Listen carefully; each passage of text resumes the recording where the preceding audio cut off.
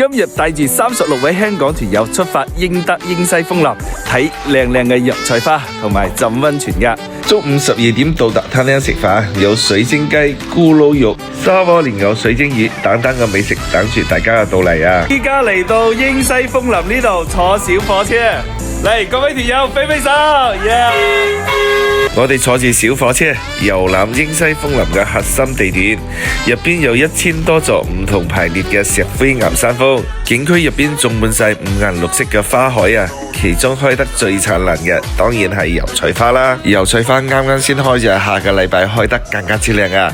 如果你想見到咁靚嘅油菜花嘅話，喺評論區打上油菜花呢3個字，我哋將行程發送俾你噶。呢一大片嘅油菜花已經開滿晒啦，非常之靚嘅。依家嚟到睇油菜花，非常之值得大家期待啊！除咗油菜花之外，景區就有一大片嘅野菊花，仲有一大片嘅太陽花，你睇下，粉紅粉紅咁。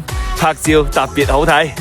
我哋住嘅溫泉酒店係2025年全新開張，房間入邊非常之乾淨衛生。每位團友報名嘅話，我哋都係入住有500尺大嘅房間噶，全部都有獨立嘅衣帽間。提早報名嘅團友啊，仲可以入住帶獨立泡池嘅房間。人彩呢邊就係單獨嘅泡池啦。我哋晚餐就喺酒店入邊食用噶，都係食當地嘅農家小菜。唔知你中唔中意食呢？食完飯啊，休息一下，建議各位團友一定要嚟到溫泉區呢邊浸溫泉，咁瞓覺就會瞓得特別冧噶啦。晚黑8點鐘啊，我哋團隊仲有篝火晚會，大家都載歌載舞，玩得非常之開心。篝火晚會係8點鐘到8點半嘅，到咗最後酒店仲有放煙花俾我哋睇噶，大家玩得非常之開心。